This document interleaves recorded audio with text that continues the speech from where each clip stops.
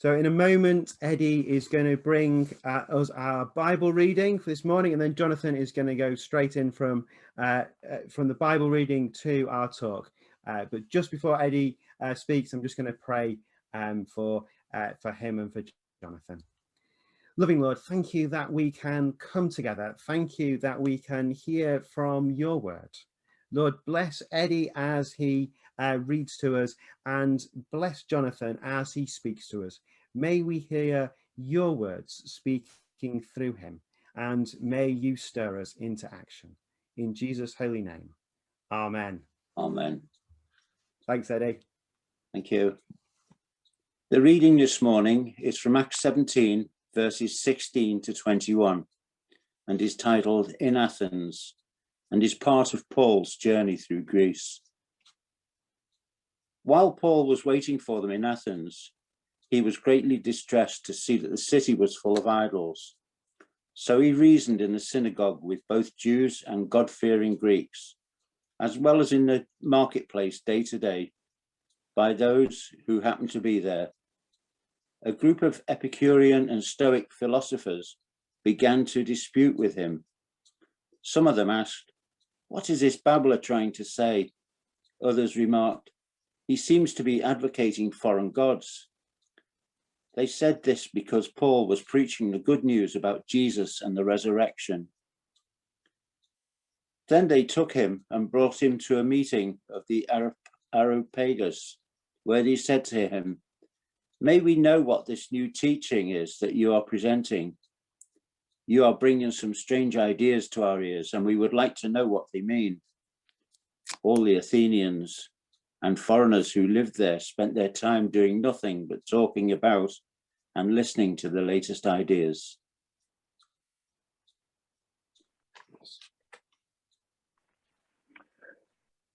Thanks very much for that, Eddie. And some of you might have heard that one of the things that I've taken up since I retired was playing cricket. I hadn't played cricket properly since I left school, but I plucked up courage and contacted the cricket club at Hull. So I now play mainly for a team called the Ormskirk Occasionals, which is a team that plays friendly games with other similar sorts of clubs. I also play at times for the Hull Cricket Club second 11. Now, I used to think I was a reasonable batsman at school, but I now realise I'm actually not very good. But it doesn't really matter because it's just really good fun.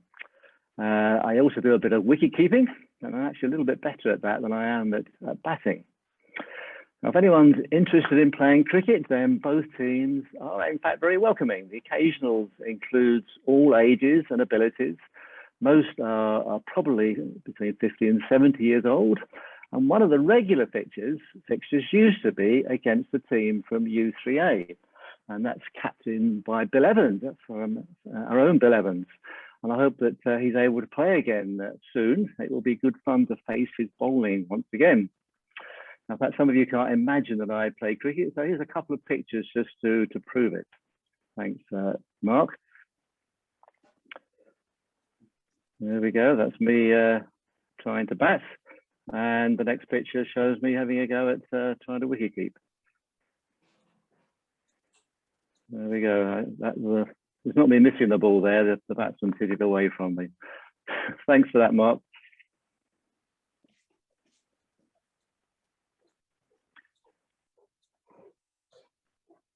Second, there we go. So you're probably thinking, what's he talking about cricket for? But there is a reason, and I'll come back to that later on. So just to remind you, we're in a season of talks on the growth adventure, and we're looking at the 4 Ps that are important for a church to grow.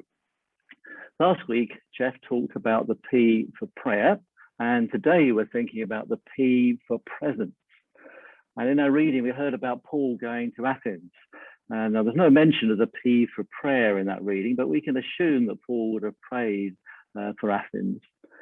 Now, Paul was waiting in Athens for Silas and Timothy to join him.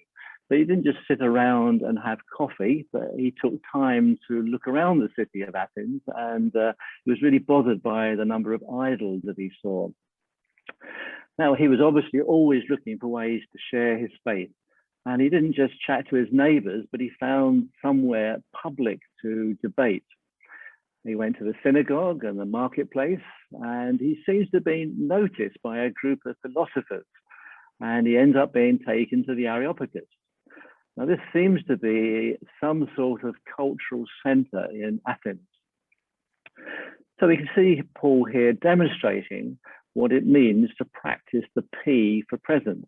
He's making his presence known in Athens by engaging publicly with the local people. People started to notice him and wondered what he was talking about. And this leads on to him being able to carry out the next P, which is proclamation of his faith in the Areopagus. And we'll be hearing more about proclamation another week. So how good are we in practicing this sort of presence, either as a church or as individuals? As a church, we're probably actually reasonably good in some ways at being present in Ormskirk and Aughton. We're known for things like Cafe Vista and the Saturday morning breakfast, and the clubs like Mums and Toddlers, Bumps and Babes. We've got links to local organisations like the uniform groups and the local school. We contribute to local needs with our involvement in the street pastors, school pastors, and the food bank and death advice. And we also provide youth work and social events. We've got a prominent billboard on the A59, and we distribute the Connect magazine to 3,000 homes. So let's just hear a little bit more about one of these things that I mentioned there, the Saturday morning breakfast. Just going to have a chat with John now.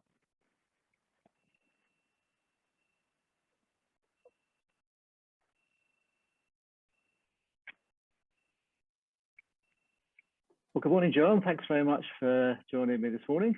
And I'm interested to find out a bit about the Saturday morning breakfast. So can you just give me a bit of an idea what it's all about? Yeah, well, really Saturday morning breakfast is about people that are very busy during the week or doing other things. And we thought it would be very nice to have somewhere for people to go on a Saturday, because that's kind of family day. And we hope that it would be an attractive thing for young people to go to, for old people to go to, and for families to go to. And the Lord really had his hand in all of this, in setting it all up. And I think it's been very successful so far. In fact, we just opened yesterday after the COVID problems, and we're all systems go once again. Fantastic. Okay, well, just give me an idea. Why did you start it? What was the reason behind it all? Well, it's a very funny story, because my daughter phoned me up one day and said, "Would you like to come for breakfast?" And I thought, well, that's nice. And she said, "They do a breakfast at the tavern on Smithdown Road." I thought, what she means is, can I go and buy her breakfast?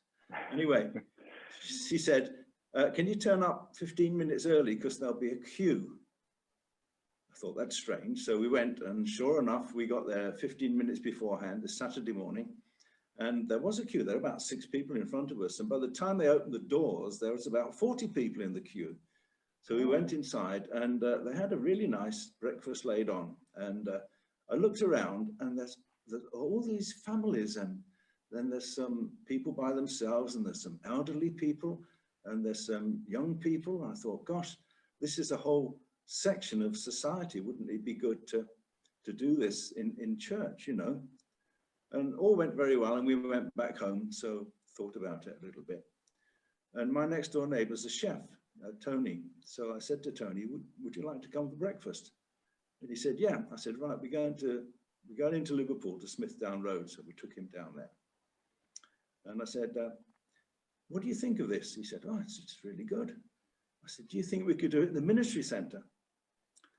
Well, he said, you know, looking over there, they seem to cook this food upstairs, and they bring it down in a dumbwaiter, and then they serve it down here. He said, we could do the opposite. We could cook it downstairs and send it up in the lift and have it in the cafe.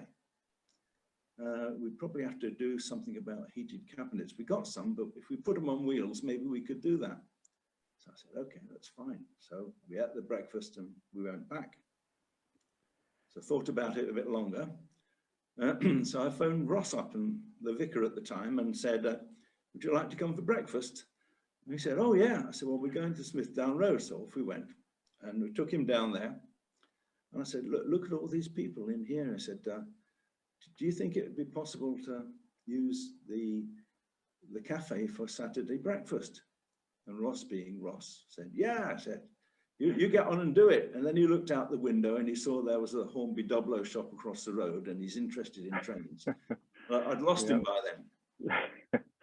So we came back, and I thought about it, and I thought about it, and then I thought about all the problems and the difficulties of organizing people to serve, and I didn't do it. I left it. So this is a bit like the story of Jonah. And I left it, and I left it, and I left it. And I was kind of afraid to go forward with this because of the commitment and the time. And then I'm in church one day, and Dave Gibson, who's a mandolin player, and he usually sits the other side of church to me, comes up to me, and he said, John, he said, I've got to tell you something, and I wouldn't normally do this, he said, but I just have to do it. He said, I had a dream last night, and it was so vivid that I've got to tell you about it because you were in it. I thought, okay. He said, John, you were in a field, and in a big field, and the Lord was speaking to you, and he said, I'm going to make everything smooth and easy for you. I thought, oh dear. And he said, I don't know what it means, but if you're thinking of doing something, I think it's going to be easy to do it. So I thought, oh dear, this is terrible. But there you go, you know, a message from the Lord like that. After the service, I was walking down the aisle and talking to someone, and I was saying, you know, I've got to do this, and I've got to try to organize a team of people to serve, right? And on my left, sat down, is Nell Marshman. And she looks up and said, I'm good at organizing people. And lo and behold, Nell agreed to organize all the cafe volunteers. So there's a load of them. I mean, there must be about 80, because she has people coming in one day, one Saturday a month to serve. They don't have to do it all the time. And so that went off smoothly. And then Graham Elliott said he'd help cook, and everybody helped, and the whole thing just took off and blossomed. And then the Lord sent a Spanish lady to teach Spanish at the same time, and then all the parents came with their kids at the same time, and they would stay and have breakfast, and it just exploded really. And so it was just wonderful to see the Lord at work in our ministry centre, providing meals for people, bringing people together, people that don't normally come to church maybe, but just want to interact with people that do, and it gave us a chance to talk to them, and it was just wonderful. And we're up and running again. So that's it. Fantastic. Yeah. Wow, fascinating. Yeah, I haven't heard that story at all. That's really interesting. So have you any other examples of sort of people that have come along and the impact it's had on the community? Yes, yeah, we have. There are several people that have come along and ended up going to church and becoming members of our church, or other people that came along to serve in the cafe, okay, but are not members of the church. And in fact, we've now got Duke of Edinburgh young people coming to serve, and they're doing that as part of their Duke of Edinburgh. I'm just amazed that it's been going for so long and worked so well. It just shows you how the Lord is really interested in the people in Aughton, is interested in us right to the very detail of our lives, and he provides for us. Fantastic. Well, that's really interesting. Thanks very much, John, for talking about that. I've been along there in the past before lockdown and had a really great breakfast. So I can, anybody who's watching who's thinking about going along, I can certainly recommend it. So thanks very much. So it's carrying on every Saturday now. Is it that the plan? It does, yeah. It closes in August, where we give everyone a rest. That's just normal, and then we open again in September. Great. Okay. Well, thanks again, John. And yeah, I look forward to my next breakfast there. Thanks, John. Okay. Bye then. Cheers.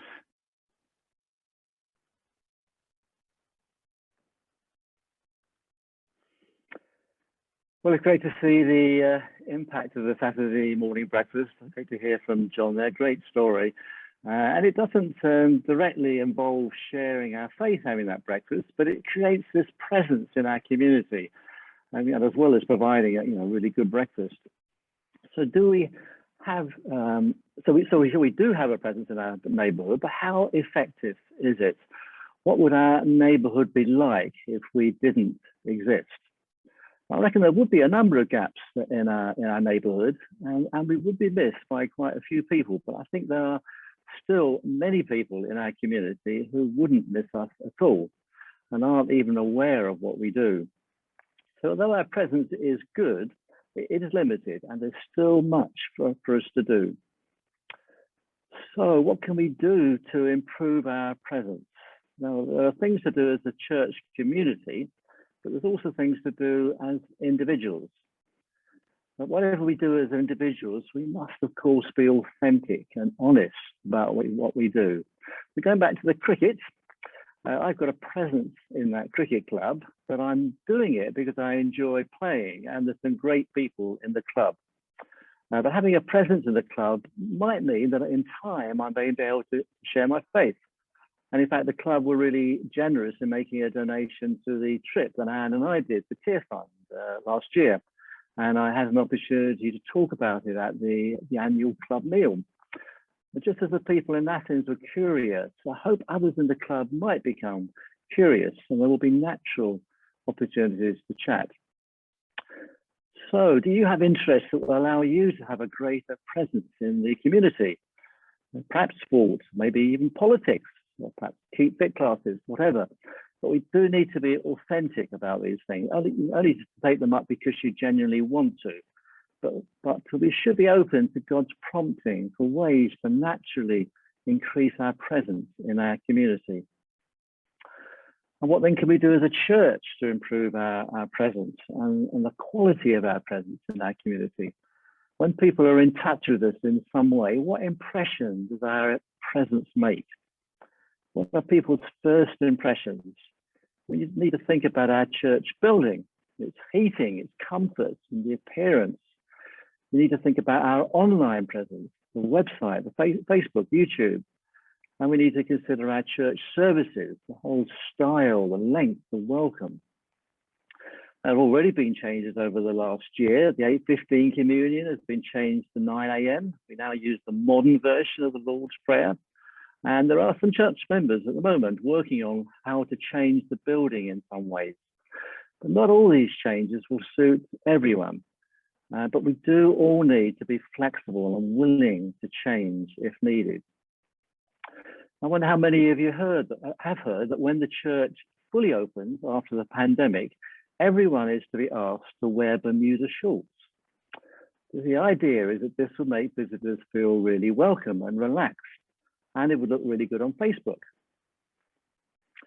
Now, before Sarah starts to get a lot of emails about this, I can reassure you that I just made that up. I just wanted to make you think a little bit about how willing you really would be to accept some changes, hopefully a bit more reasonable than that.